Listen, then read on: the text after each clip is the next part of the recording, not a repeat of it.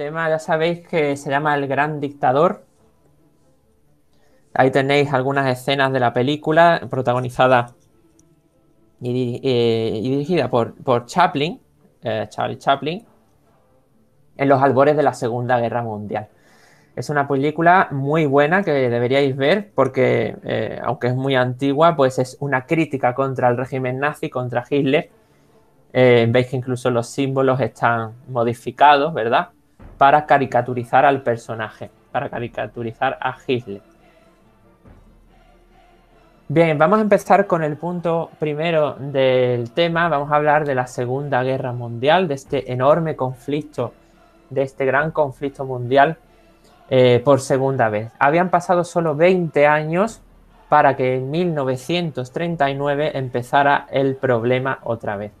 Recordad que la Primera Guerra Mundial termina en 1919 y en 1939 pues ya empezamos otra vez con otra guerra. El periodo de entreguerras son esos 20 años de en medio en los cuales había llegado la Gran Depresión, la gran crisis económica, y además los totalitarismos, es decir, las grandes dictaduras se habían hecho con el poder en Europa. Sobre todo tenemos la Alemania nazi, el fascismo italiano, el totalitarismo soviético con Stalin, y también tenemos en España a Franco, que gana la guerra civil. Bien, vamos a hablar un poco de las causas de la Segunda Guerra Mundial. Las causas de la Segunda Guerra Mundial fueron varias y están ya cocinándose en el periodo de entreguerras. En primer lugar tenemos la expansión de los estados totalitarios. Los totalitarismos, que son esas grandes dictaduras que proliferan por Europa, se expanden territorialmente. Por ejemplo, como veis en la imagen, la Alemania nazi ya desde 1935 se empieza a saltar las cláusulas del Tratado de Versalles y empieza a conquistar territorios. Hitler tiró a la papelera el Tratado de Versalles, empezó a generar un gran ejército, un armamento impresionante y empezó a expandirse porque él decía que necesitaba espacio vital. Alemania, habitada por la raza aria, la raza superior más grande del mundo y más inteligente, necesitaba expandirse, estaba apretada y por lo tanto necesitaba un área de expansión por Europa. Y Hitler va a empezar a conquistar territorios. Algunos de los territorios que conquista el Führer van a ser los Sudetes, que los tenéis aquí, estoy señalando con el puntero.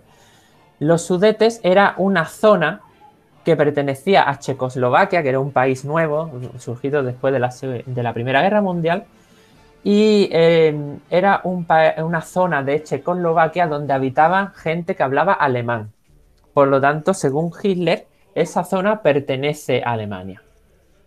Después incluso va a dar un paso más y va a conquistar Checoslovaquia entera, es decir, se va a comer no solamente el trocito de la manzana, sino la manzana entera. También se va a atrever con Austria, la veis al sur, en 1938, va a quedar también anexionada a Alemania porque en Austria también hablan alemán. Esto va a ser solamente el principio porque ya cuando comience la Segunda Guerra Mundial, los nazis se van a apoderar prácticamente de toda Europa, como veremos posteriormente.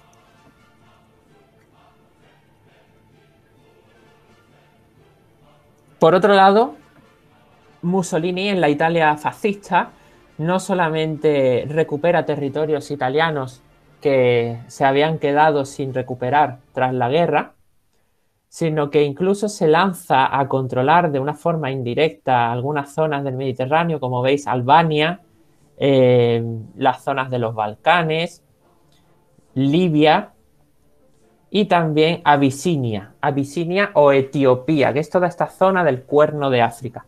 Esta región, habitada por nativos, es conquistada por los italianos simplemente por hacerse valer y por hacerse los importantes, porque Mussolini quería llevar a Italia a la grandeza del Imperio Romano, como ya conocéis. Y Japón, donde estaba gobernando el emperador Hirohito, también, como sabéis, se expande de forma importante porque Japón es un archipiélago y necesita territorios para abastecerse. Entonces las zonas que están señaladas en rojo en el mapa es la máxima expansión del Imperio japonés ya en plena guerra en 1942. Como veis, se ha ocupado la zona del norte de China, la Manchuria, a la cual ellos llamaban Manchukuo, Corea, y prácticamente la mitad de China. Algunas zonas ya las habíamos visto desde finales del siglo XIX, pero lo nuevo es que ocupan China, ya la propia China, y parte del sureste asiático, es decir, toda zona de Indochina, Siam, Burma, la zona que sería hoy Tailandia, ¿no? Indonesia, toda esa zona, todas las islas del Pacífico van a quedar ocupadas por los japoneses, porque para ellos es muy importante tener esas islas como base de operaciones. Por lo tanto, esta agresividad de Alemania, de Italia y de Japón es una de las causas de la Segunda Guerra Mundial.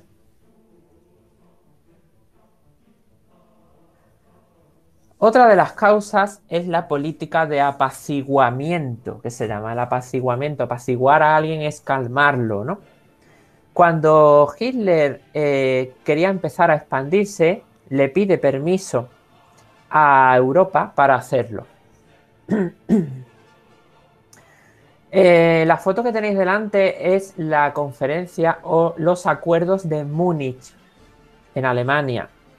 En estos acuerdos, por mediación de Mussolini, que lo tenéis también al lado de Hitler, se intenta pacificar a Hitler y se le intenta pacificar, pero de una forma bastante, a mi modo de ver, bastante curiosa. Hitler quería conquistar los Sudetes, que ya sabéis que era una parte de Checoslovaquia que hablaba alemán, y le pide permiso a los principales ministros europeos, como son el ministro Chamberlain, que lo tenéis aquí, que era el primer ministro de Inglaterra, del Reino Unido, y Daladier, que era el presidente de la República Francesa.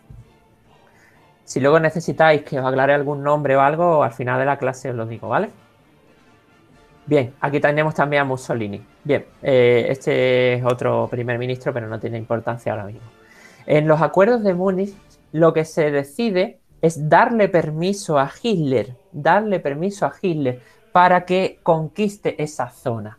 Es decir, Inglaterra y Francia, que son las viejas democracias europeas, ceden ante Hitler, le dan permiso. Esto ocurrió porque Europa Occidental permitió a Hitler que hiciera lo que hizo. ¿Y por qué? Vosotros estaréis pensando, pues por miedo seguramente, porque Hitler se estaba convirtiendo en un gigante, se estaba saltando las cláusulas del Tratado de Versalles, tenía un pacto con Mussolini, pero sobre todo el miedo al fantasma comunista, como os he puesto ahí. El fantasma comunista era el miedo que había en toda Europa de que el comunismo, procedente de la Unión Soviética, como ya hemos estudiado, se expandiera. En la Unión Soviética estaba ahora gobernando Stalin, ya Lenin no estaba, y Stalin tenía una dictadura bastante potente en la Unión Soviética, estaba colectivizando las tierras, las fábricas, quitándote las propiedades privadas, y entonces los europeos estaban asustados porque pensaban que era mejor Hitler que el comunismo. Por lo tanto, Hitler y Mussolini, los fascismos, el nazismo, van a ser de barrera frente al comunismo. Por lo tanto, uno de los enigmas de la historia, que es por qué se le permite a Hitler reconstruir Alemania, por qué se le permite a Hitler conquistar tantos territorios hasta que estalla la guerra.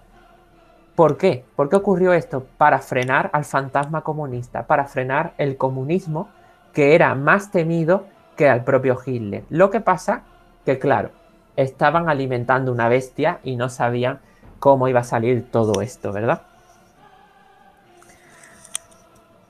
Siguiente causa sería la formación del eje. La formación del eje. Hay una alianza entre Hitler, Alemania, y Mussolini, ¿verdad? Esa alianza viene de 1936, es el eje Roma-Berlín, al que se le une el Pacto de Acero en 1939. El Pacto de Acero ya era una alianza más sólida, más militar. Y se une también Japón en 1940, que es el eje Roma-Berlín-Tokio. 1940.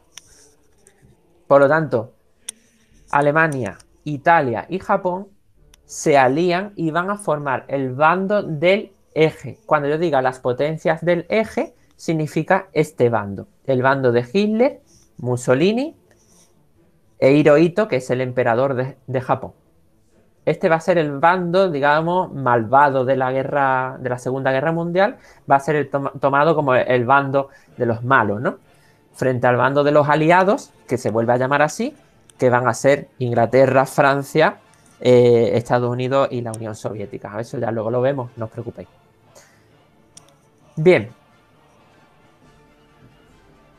A pesar de todo, fijaos cómo son las cosas y cómo es la hipocresía de la política. Esta caricatura que apareció en una revista de la época representa el matrimonio entre Hitler y Stalin.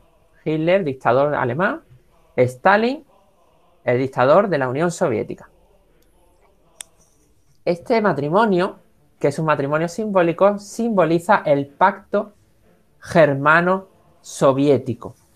El pacto de no agresión germano-soviético. Esto fue un pacto que en parte fue secreto, en parte no. Germano-soviético, ¿por qué? Porque entre Alemania y la Unión Soviética. En este pacto, Hitler y Stalin prometían no agredirse, prometían no atacarse, porque eran dos gigantes y no querían morir en el intento.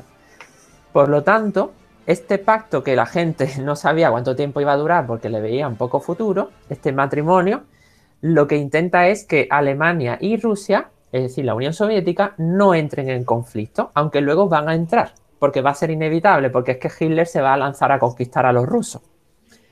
Bien, la parte secreta del pacto es que tanto Alemania como la Unión Soviética acordaban repartirse el este de Europa. Cada uno se quedaría una parte y la frontera estaría en Polonia.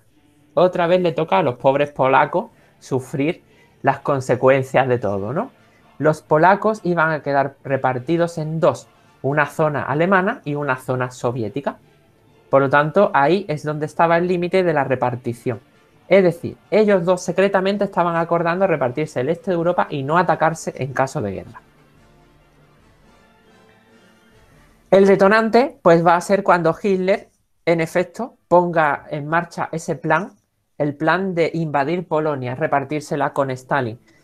El 1 de septiembre de 1939, Hitler invade Polonia con un gran despliegue militar y se queda con la mitad oeste de Polonia, es decir, la mitad que había acordado con Stalin de quedarse, ¿no? Esto ya fue el detonante, la opinión pública no se hizo esperar y Francia e Inglaterra declararon la guerra a los nazis. Por lo tanto, con la invasión de Polonia empieza la Segunda Guerra Mundial, 1939, 1 de septiembre. Esa es la fecha. El segundo punto sería los rasgos de la guerra total. Vamos a ver las características generales de esta guerra. ¿Por qué destaca esta guerra? Porque va a ser más devastadora que ninguna otra guerra. Bien, en primer lugar, por su extensión mundial. De nuevo, vamos a tener a todos los países del mundo implicados porque muchos de ellos todavía eran colonias de los países aliados. Incluso algunos países que no eran colonias van a simpatizar con los países beligerantes, ¿no? Con los países en guerra. Por ejemplo, ya sabéis que España, Franco mandó la División Azul, ¿no? Y simpatizaba claramente con las potencias del eje, con Alemania, Italia, Japón.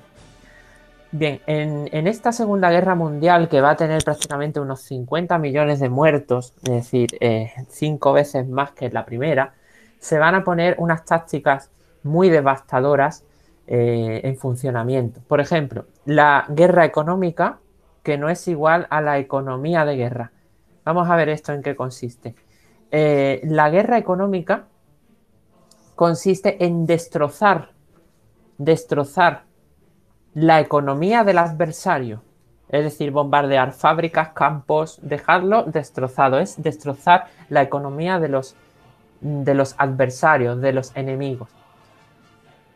La economía de guerra, en cambio, significa que todos los esfuerzos económicos del país van destinados a la guerra.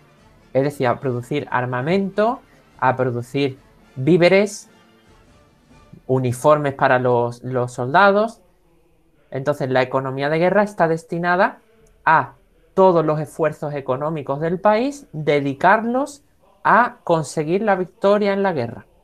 Sin embargo, la guerra económica consiste en atacar al enemigo y destruir su economía. Son dos conceptos distintos. Bien, se emplean armas mucho más potentes en esta Segunda Guerra Mundial. Aquí tenéis un compendio de algunas de las armas que utilizaba el ejército alemán durante la guerra. Los tanques es algo que... Los Panzer, ¿no?, que se llamaban, es algo que se populariza, los bazookas también, y van a empezar a ponerse también en práctica armas químicas y armas de destrucción masiva, como por ejemplo las bombas atómicas, como veremos al final de la guerra, en Hiroshima y Nagasaki, en Japón. Se mantienen algunas tácticas antiguas, como la guerra relámpago, que sabéis que es una invasión rápida, sin que el enemigo se dé cuenta. Eso lo va a hacer mucho Hitler. Hitler se va a plantar en media Europa en unos meses, ¿no? Prácticamente en un abrir y cerrar de ojos va a tener toda Europa y casi nadie se va a dar cuenta de que lo había hecho. La guerra relámpago. Y también la técnica rusa de la tierra quemada. Los rusos, cuando sean invadidos por Hitler, cuando se rompa ese pacto germano-soviético, van a quemar granjas, casas, fábricas, tierras, para que los alemanes a su paso no se encuentren nada y mueran de hambre y de frío, que es lo que les va a pasar, ¿no? Siempre el general invierno ruso, que es el que gana, el que ya ganó, por ejemplo, a Napoleón Bonaparte cuando intentó invadir a los rusos. Estas son algunas de las tácticas.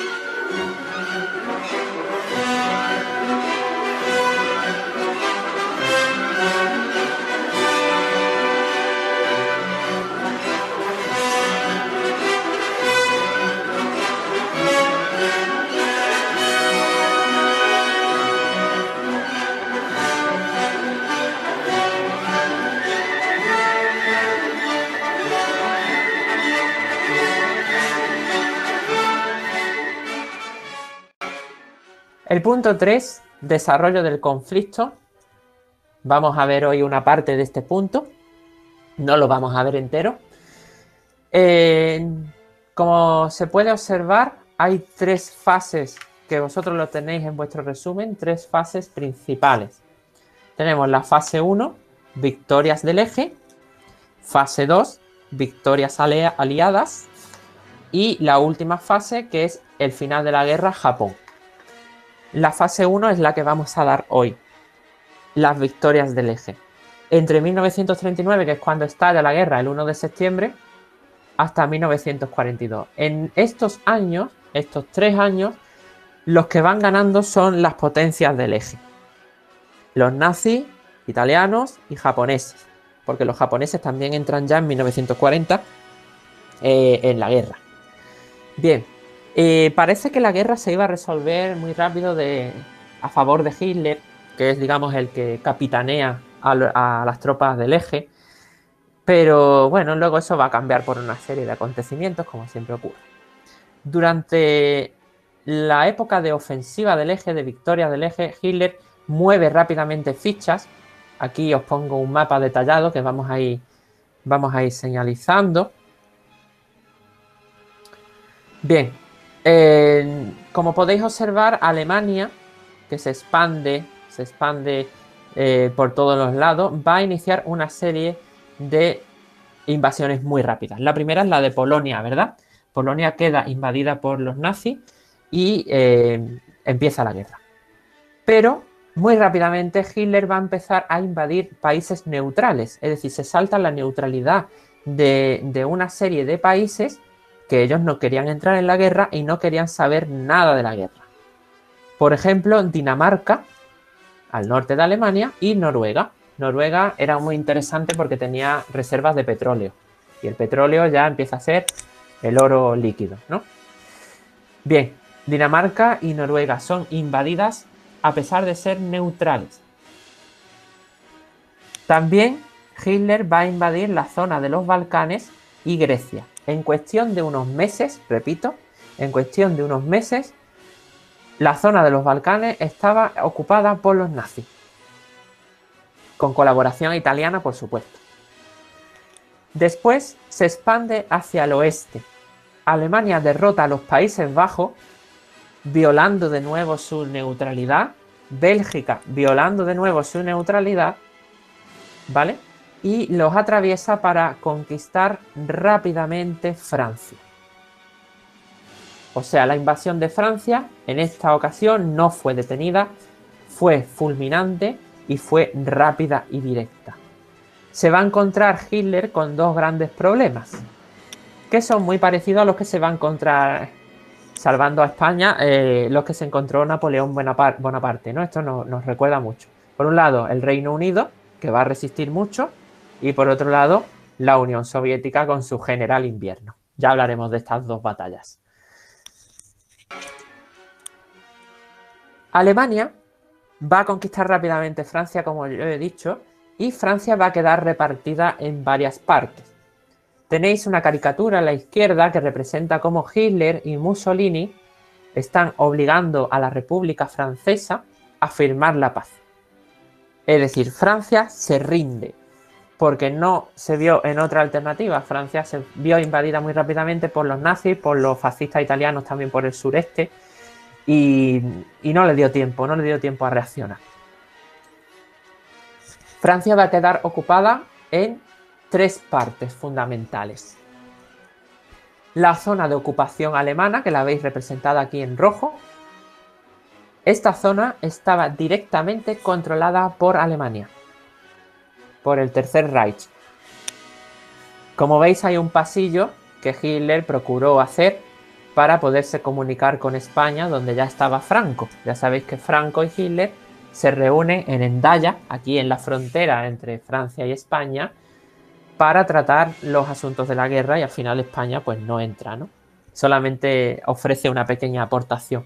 Pero Hitler pretendía que España entrara en la guerra. España estaba destruida por la guerra civil y no era una buena idea, desde luego. Entonces la zona de ocupación alemana, incluyendo París. Por cierto, Hitler tenía un plan para destruir totalmente París, bombardearla y que desapareciera. Pero hubo ahí unas presiones externas que le hicieron cambiar de idea finalmente. Nos hubiéramos perdido el París actual si Hitler hubiera seguido en sus 13. Y luego tenemos la segunda zona, que es la Francia Libre. La Francia Libre, también llamada la Francia de Vichy. Vichy, que lo tenéis aquí en el mapa en azul, un punto azul grande. Vichy era la capital de la Francia Libre y es un gobierno colaboracionista. Es decir, es un gobierno que colabora con Hitler a pesar de aparentar no colaborar con Hitler. Es decir, es un estado títere, es una marioneta de Hitler. Por lo tanto, aunque esta zona, la Francia Libre, no está ocupada directamente por las tropas nazis, pero sí que le hacen caso a los nazis. La tercera parte, la tercera zona de Francia, es la Francia del exilio. La Francia del exilio, porque muchos franceses, a través del puerto de Dunkerque, que lo tenéis aquí al norte, fueron evacuados a Inglaterra y allí van a resistir los principales líderes franceses que estaban dispuestos a ganarles al final la batalla a los nazis y reconquistar Francia. Entre esos líderes vamos a tener a Charles de Gaulle. Charles de Gaulle, que si queréis luego al final de la clase os lo escribo, era el líder de la Francia de la Resistencia.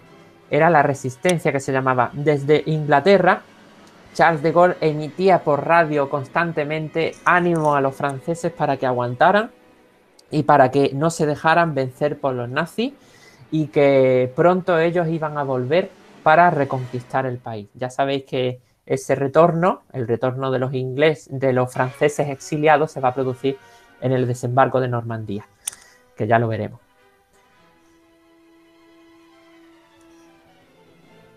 Hablemos un poco de Inglaterra. Dentro de esta época en la que las potencias del eje están ganando, tenemos también a los ingleses. Los ingleses van a protagonizar una de las más encarnizadas resistencias de la historia. Las islas británicas, al ser islas, están bastante mejor defendidas que Francia y van a resistir. ¿Por qué? Porque la única forma, debido a que la flota inglesa es la más potente, la única forma de invadir Inglaterra era por el aire. Entonces la legión, la Luftwaffe, que es como se llamaba la aviación alemana, va a estar bombardeando todos los días el Reino Unido, sobre todo a Londres. Londres recibía bombardeos diarios, prácticamente un bombardeo a la hora. La gente pues ya se sabía el protocolo, sabía dónde estaban los refugios antibombas y bueno, eso era un desastre porque realmente todo estaba reducido a escombros, se bombardearon monumentos, algunos resistieron en pie, a Dios gracias, pero era una situación catastrófica porque la población estaba en alarma constante, noche y día. En Inglaterra estaba reinando Jorge V, que es uno de los nietos de Victoria, pero también el primer ministro era Winston Churchill, que lo tenéis ahí en la imagen, con su gran lema, su gran frase, "We shall never surrender", no nos rendiremos, nunca nos vamos a rendir. Él siempre daba ánimos a la población, es un primer ministro muy carismático, es un símbolo de Inglaterra, aquello que lo conozcáis un poquito más, y él era pues muy directo, él decía que lo íbamos a pasar muy mal, que íbamos a tener un tiempo bastante malo, un periodo muy, muy malo, y que solamente podía prometer sangre, sudor y lágrimas. Pero que aún así iban a vencer, iban a derrotar a los nazis y iban a resistir. Por lo tanto, la batalla de Inglaterra es una de las más famosas y de las más heroicas de la Segunda Guerra Mundial. Como veis, algunas imágenes, algunas fotografías, Inglaterra era bombardeada constantemente a través de la aviación. Los artilugios ingleses, británicos, para detener esos bombardeos eran muy arcaicos, no había manera de adelantarse la mayoría de las veces ni derribar los aviones. Y como veis, casi milagrosamente resiste la Catedral de San Pablo, de San Paul, en medio de este desastre, ¿no? De estas ruinas londinenses.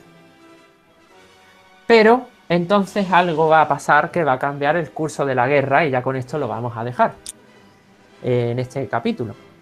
Es el bombardeo de Pearl Harbor. Pearl Harbor era una base naval estadounidense en medio del Pacífico, en la isla Hawái. Esto ocurre en 1941. Japón, que ya había entrado en el eje, es decir, estaba aliado con Alemania e Italia, bombardea por sorpresa la base naval de Pearl Harbor. Muchos marineros, muchos soldados estadounidenses mueren en el bombardeo, otros sobreviven, logran sobrevivir. Escuchar sus testimonios, la verdad es que es escalofriante, hay algunos testimonios por ahí. Y finalmente esto fue una provocación que, por supuesto, como ya sabéis, Estados Unidos no está dispuesta a aceptar, ¿no? El presidente que había en Estados Unidos en ese momento era Roosevelt, ya hablaremos de él más detenidamente, no os preocupéis que tengo fotos más adelante.